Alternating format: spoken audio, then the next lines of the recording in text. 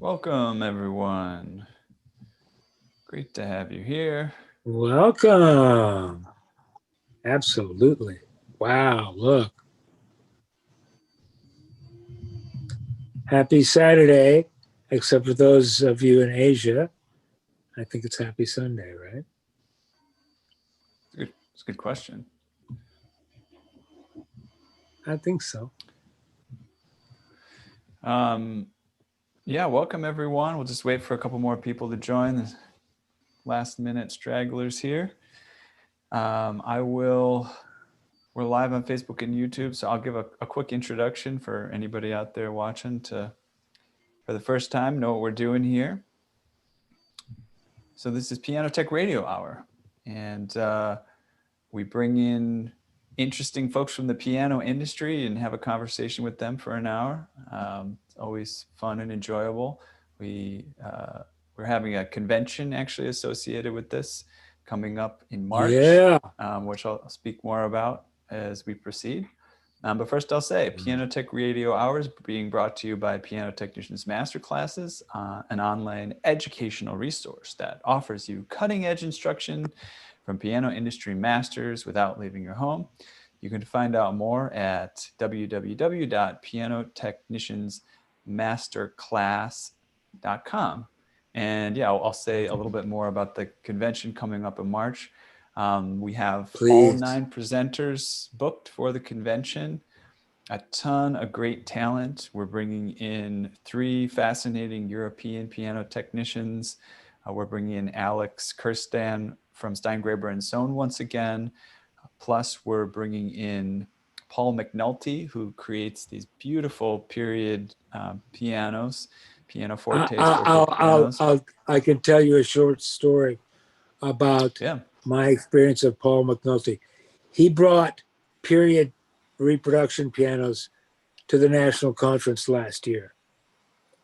For 20 years, I've been hearing period pianos at every 2 or 3, 4 years at national conferences and in other venues, and I had no time for them. I just thought they sounded like weak little pianos. I didn't like them. I didn't appreciate them. Then I heard Paul McNulty's reproductions, where he built a piano from the ground up, and they were the most beautiful. They sounded like beautiful instruments. I was thrilled. So this guy is the best reproduction piano, period piano maker in the world, bar none.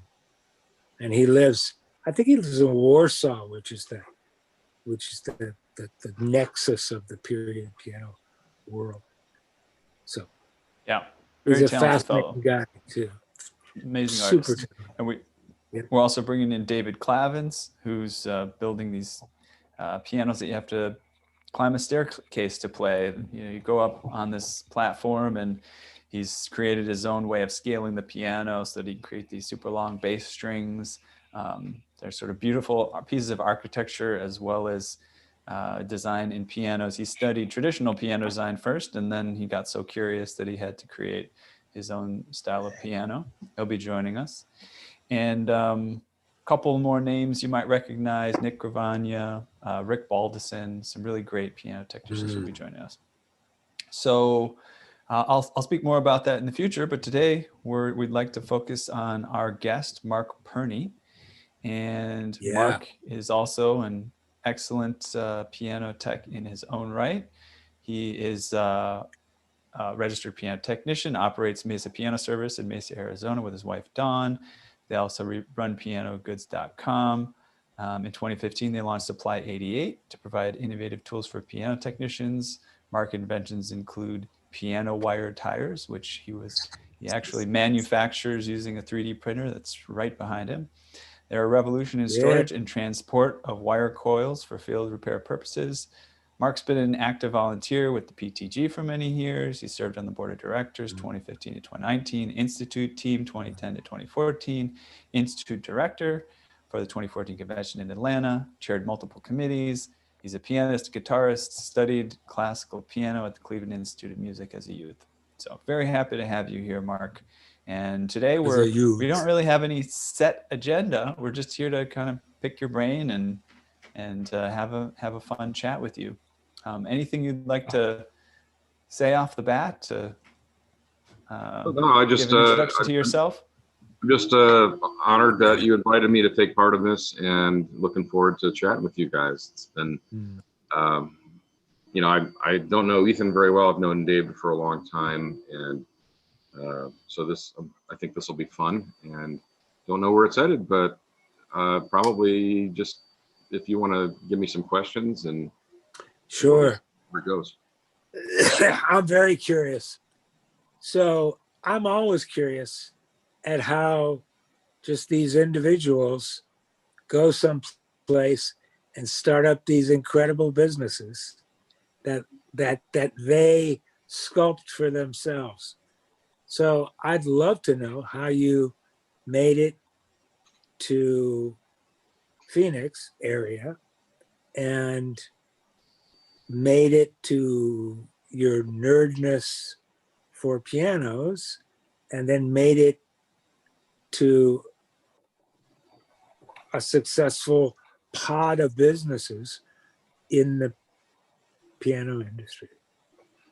Well, I'm that's a that's almost So a we got to life start. story. We got to start somewhere. Yeah. Yeah. Well, I grew up. No. How did you get here, and how did you start your piano career, and Yeah, so how it all did you started. Yeah, it all started. all laser, I guess you could say. But I'd love to know. Yeah, so when I was 4 or 5 years old, I started taking piano lessons at the Cleveland Institute of Music, and that sort of set me on a path of just kind of learning how to learn. And I don't know, just say that I sort of developed an addiction to learning new things, and because piano kind of expands your brain. If you've done any research into neuroplasticity and how your brain gets rewired whenever you learn something Yep. new, and that opens Yep. a bunch of doors. Every time you learn something new, it kind of makes you more receptive to furthering that if you choose to. And so yeah, that was the start of it all. I studied piano for about 10 years. Then I got into the guitar, and at that point I developed an interest in electronics because I had synthesizers, and just kind of was curious, how does all this work? How does MIDI work? And it was fascinating to me. So so I decided to pursue electrical engineering. I went to Cleveland State University after high school and got an engineering degree, and then worked for about 20 years as an electrical engineer, where I designed. Sorry, my printer's playing the Star Wars theme here. It just finished. Yeah. Anyway, it's annoying. I was I hoping this. wondered what that little thing was. That's Yeah, I was funny. hoping this would be done before we started, but I apologize for the background noise. It's kind of perfect. I like this No window problem. into your world of small scale Yeah, it's manufacturing, like additive gyro gear manufacturing. loose in the desert. It's incredibly Yeah, nerdy, very nerdy. But yeah, it so is. But that's you're with a room full of nerds right now. So have at it, dude. yes, we are a bunch of So there nerds. you go. Yeah, so what I Okay. specialized in was I designed electronics and wrote software and firmware for about 20 years, and my specialty was actually paper currency, recognizing currency. So I wrote, designed the products and wrote the software to, like, if you put in an English £5 note, it would know that that was a 5 and not a 10, and it would know which direction was inserted. So I wrote software for probably over 60 countries around the world, slot machines, vending machines, all sorts of applications.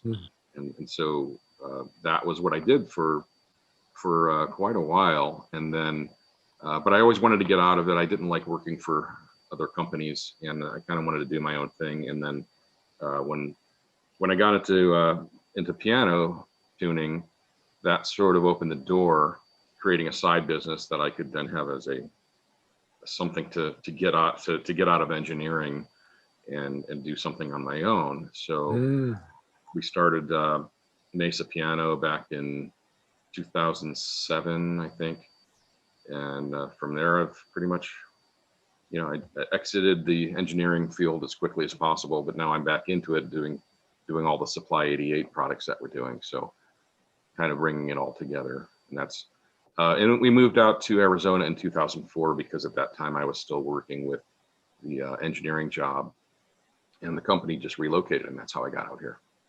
So hope that answered the question. And this is going to be totally off topic, and we're not going to talk about it very much, but does your background, which I was unaware of, doing currency detection and so forth, and with programming and technology, does that make you at all interested in Bitcoin? Yes, I am invested in it. You are? Oh, are you okay? That's all I wanted to ask, because we're not here to talk about Bitcoin, but yeah, I thought that would predispose you. That's it. We are not here. So, what I've known, Mr. Perney, over the last several years is that you've tuned for Ravenscroft, specifically for Michael Spreeman at some venues. Is that true, or am I tripping? Yeah, I mean, I'm loosely affiliated with Ravenscroft. I've worked on their website, did some updates for the website at one point, and right now I'm not doing any concert work because of obvious reasons, but I have been for a couple years prior to the shutdown of everything. I was tuning the 275 at the Tempe Center for the Arts at Michael's request. So that's been a really interesting job, getting to meet some of the top jazz players in the country, a lot of Grammy artists, and a lot of pressure, but and that's not a job I took for the money. It was a job I took to, Michael's been such a help to me, and I wanted to, honor that. And it was an honor to have even been asked. So that's been challenging, but fun. Oh, yeah, all of that. The fact that you're close friends and trusted colleagues with who I think is probably the greatest piano maker in the world. Certainly one of the greatest piano technicians I've ever seen working. He's phenomenal. Yeah, I went into the shop to do a regulation at his request, and I thought I was a particular. It was something to have somebody like him looking over my shoulder, and he'd be like, "Yeah, those hammers aren't perfectly in line." And I'm looking at it, going, "I don't see what you're seeing," and he would spot little things that were. I'm like, "Wow, this is highest level." I mean, stuff that beyond what I would even ever try to do. The first time he came into my little showroom in LA, and I was all excited about a couple of these pianos that we just done, and just try to do our best on them. And he sat down and he played them and said, "Oh, beautiful sound." Then we went back in the house and he started, dinging me. Well, this was not quite right. And this was not quite right. And this was not quite right. And I was like, well, you said it was beautiful. It was beautiful. But it's mechanically just not precise enough. Wow. Yeah, he's something else. But that's what being the best is, and he is. I mean, there's a lot of people like him in our industry, but he's definitely at the very top, and I've learned from that guy. So what does your practice look like? What does your clientele look like? I'm just a piano tuner. We do some concert work, although that's not really what my focus is, and do a lot of churches and a couple of schools here and there. Recording studios, conservatories, and a lot of in-home clients. So, do you ever find it like difficult managing multiple things? I mean, I'm sure it is difficult. That's a silly question, but do you ever sort of second guess it? Do you ever say, you know what, maybe I want to stop having a supply business, or maybe I want to stop tuning, or or maybe I want to narrow what I do down to this and this and this. How do you manage the multiple things you're working on? Well, I think that the path that I kind of see myself going down would be to eventually cut back on the tuning and focus just on high-end clients at some point as Supply 88 grows. Last year was the first year it exceeded our tuning and repair business. So Congratulations. Thank you. That's Yeah, awesome. so I see that getting bigger and our piano service getting smaller, and that just makes sense because it's physically demanding on the shoulders and the hands and everything else. So as I get older, I'm not going to want to be on everything. Being a professional artisan home service or venue service person is exhausting for relationships, for the work, for the travel, for the schlepping. It's it's a lot of work. And so you have to take care of yourself too. my dream is to tune the pianos that I'm consigning to sell and like a golden circle of clients, several dozen clients that have beautiful pianos, and I have beautiful relationship with it. That would be, and have other people tuning pianos as David Anderson pianos, which I have. I'm fascinated to hear about your dreams and why you started Supply 88.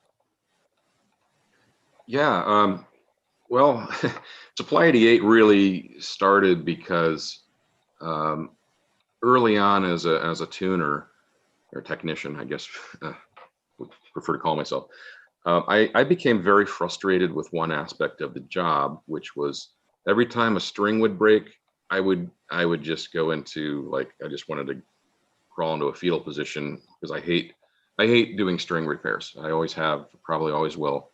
And it was just a frustrating experience all around.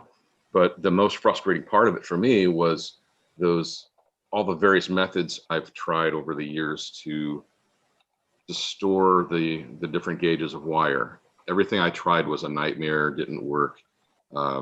It was just, incredibly frustrating. So for years, I tried to think of a way of solving that problem and coming up with a better way to store the wire. And eventually I did. And that's kind of where Supply 88 started as, was Wow. all the piano wire tires, which, hundreds of technicians around the world now use them. And that's kind of what we're known for mainly, and probably probably going to be the biggest contribution I will have made to the industry as far as innovating and doing something different. Got a question here in the chat, which applies quite well. Yeah, you don't know. I guess there could be more as well. Let me hit this. You could have more brilliant creations, Mark. We welcome you to have more brilliant creations. I have a few things I'm going to be doing. Excellent. So yeah, speaking of brilliant creations, Jim Kelly asks, there are lots of good. Oh wait, no, that's a follow-up question. Let me go to his first question. How does one get an idea developed to do a product? I had some ideas for piano tools, but it is hard to get a company to make prototypes or do proof of concept. Anything to say on that? Yeah, really. I think the ideal way to approach that these days is to do it yourself. The tools that we have at our disposal now that are affordable by people like you and me can allow you to do a lot on a shoestring budget. And when I first started, even as a piano technician, the ability to prototype plastic parts involved money. You had to pay some company to do a stereolithography prototype, which, if you didn't get it right, you were out hundreds of dollars, sometimes thousands, and you'd have to do it over, redesign, and hopefully after 2 or 3 iterations, you might have a final part. So now you can buy a used 3D printer for $150, and make your own prototypes.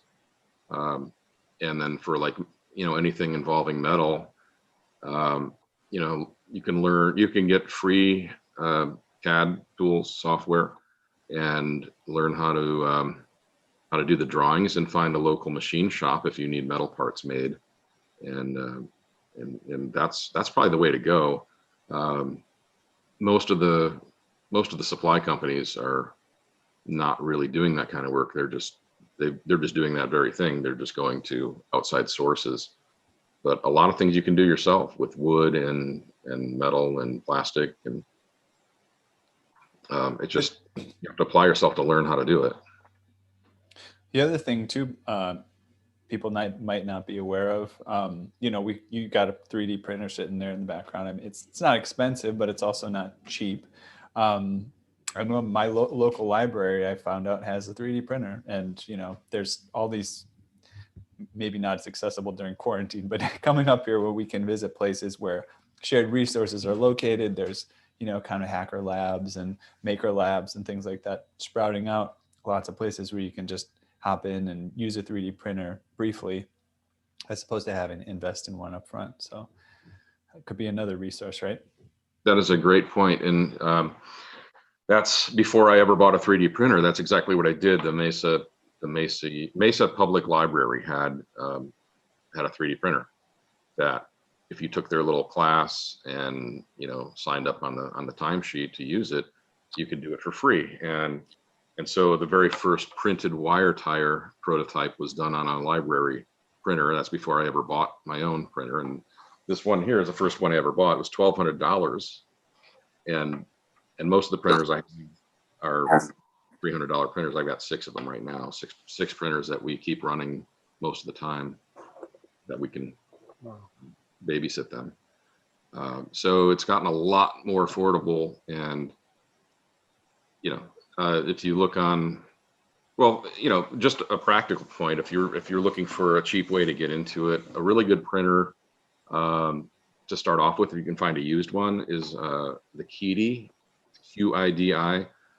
Any of their printers basically, but if you can find a used one, a lot of people buy printers for their kids, and then they find out that, this is something we're not interested in, and they just sit there, and then people sell them for a fraction of what they paid for them, and they're basically brand new. So that's a great way to get started, just to find a used one. Wow. Very cool. The bottom line is it's an order of magnitude easier to visualize, design, and prototype any kind of tool now than it was 5 years ago, correct?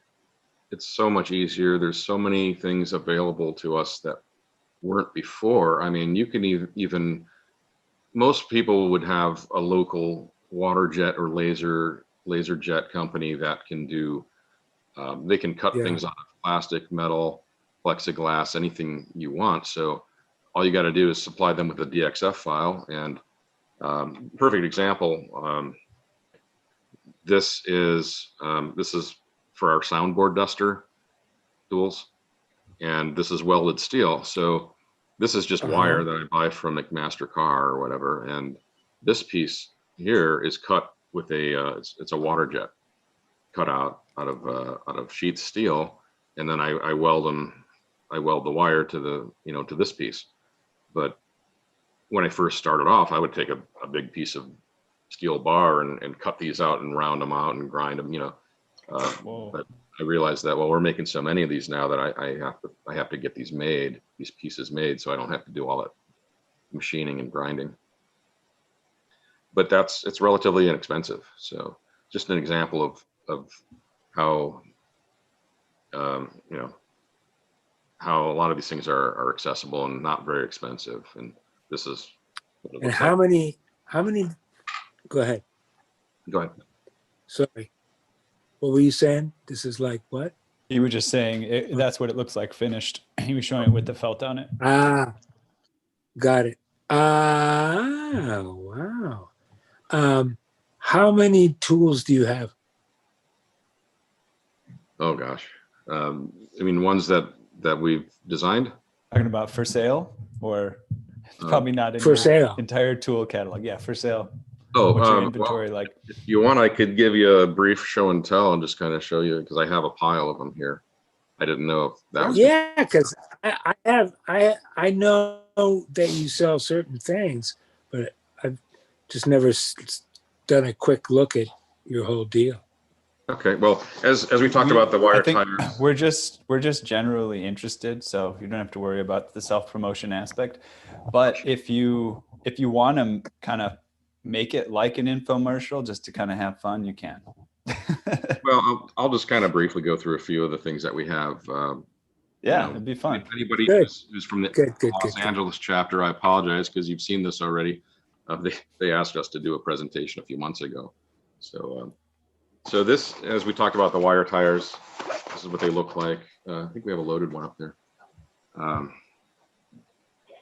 So they're marked with the gauges, and you can put about I don't know, 3 ounces, 4 ounces, maybe a wire, and they just store your yeah.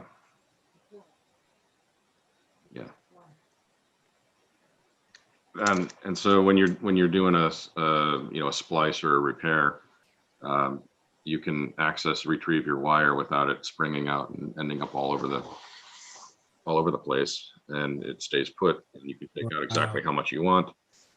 Makes it real easy. And how many different tires are there on the stack?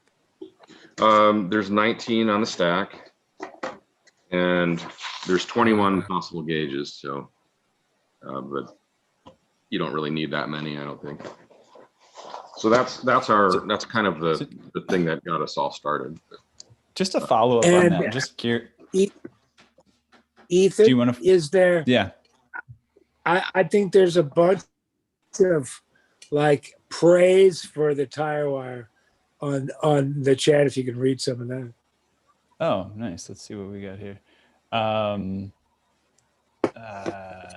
Wire tire demo. Joshua Martell shared that in the chat here on YouTube. Gave a link to your website. Piano wire tire set is really magic. Love it. Hey, Yeah, that's cool. There's Magic Mark the Gable, Carney, ladies and gentlemen. the Gableizer. What's that? The Gable. Yeah, that's a pun. Roger Gable invented this tool. Actually, this tool for tightening up the wire bends around the bridge pins.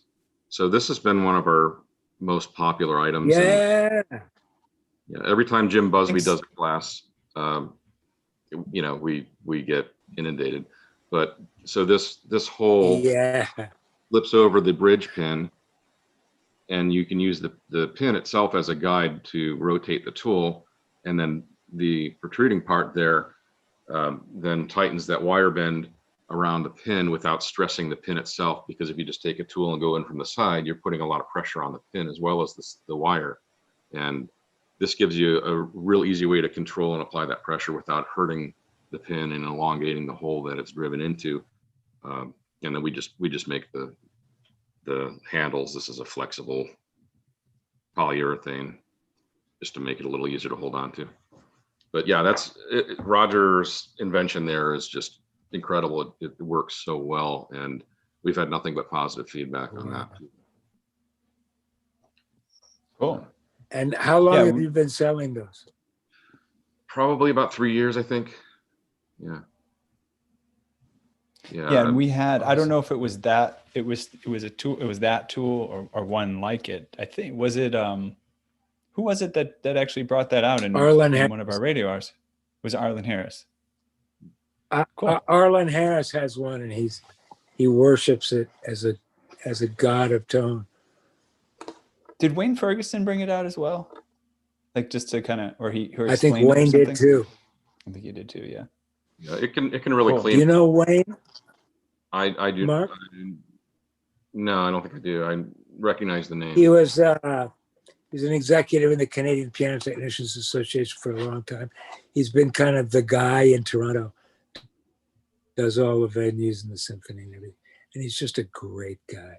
Heart of gold, a lot of charity work, long time Yamaha badass, beautiful guy.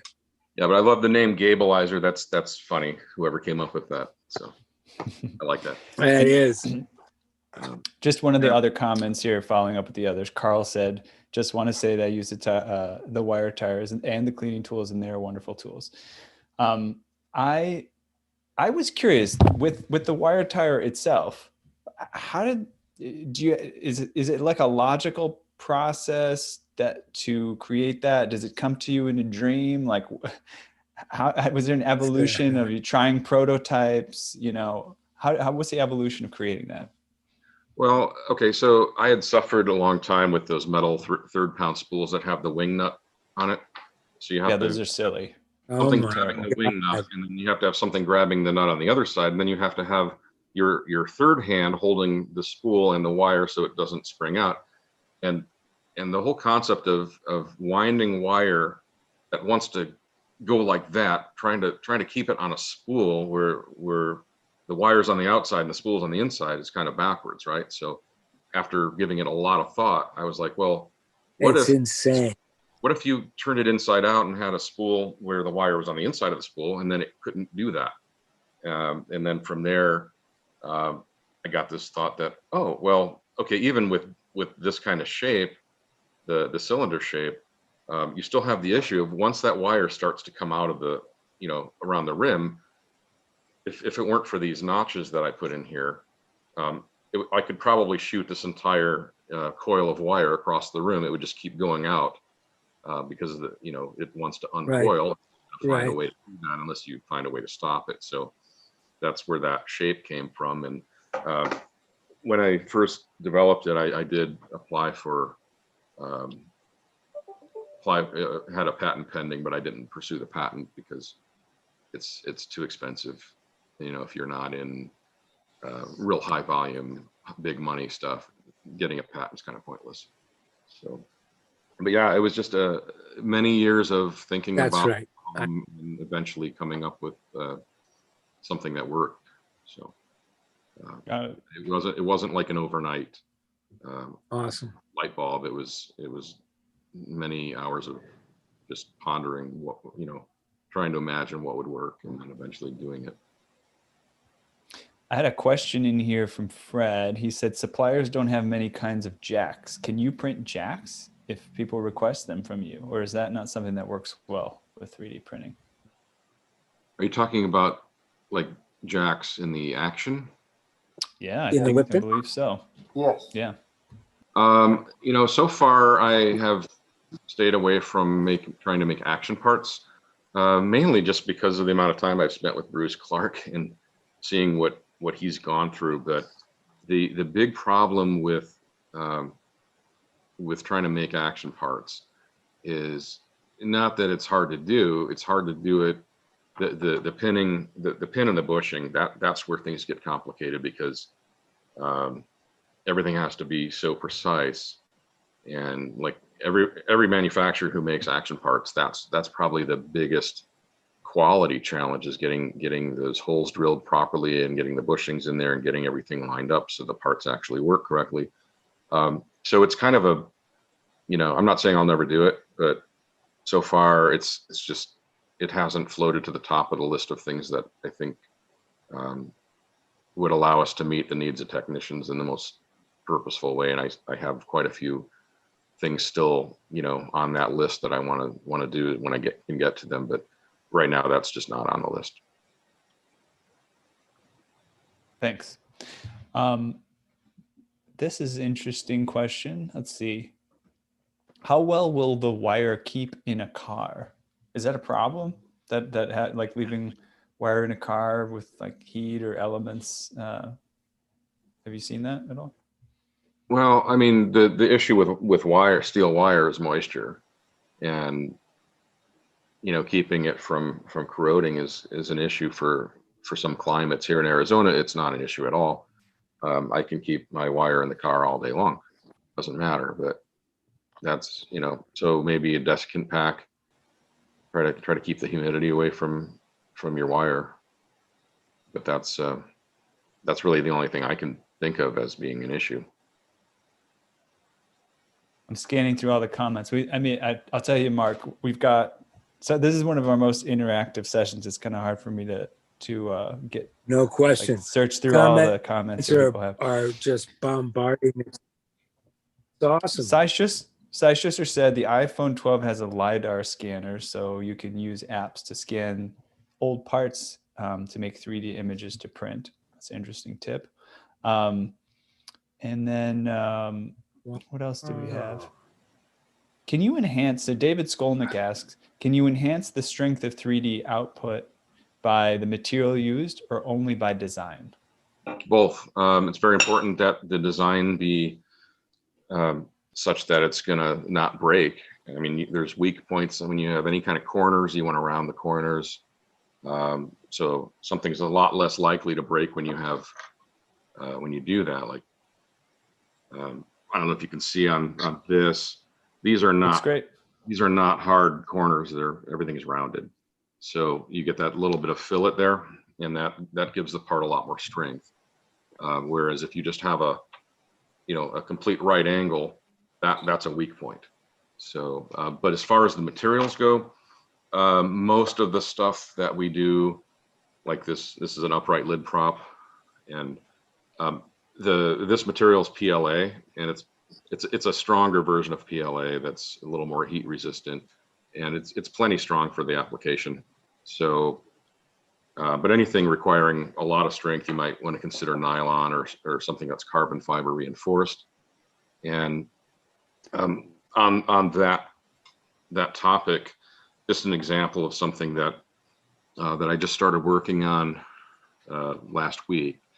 So I've heard a lot of talk about the Yongcheng brackets being difficult to get, and it's been an issue for a long time. And I've had a lot of people ask me if we would consider making a bracket. So I, kind of put that off for a long time, but recently just gave in, and I actually have a client right now that needs a set and I can't get them. So I'm like, okay, the universe is telling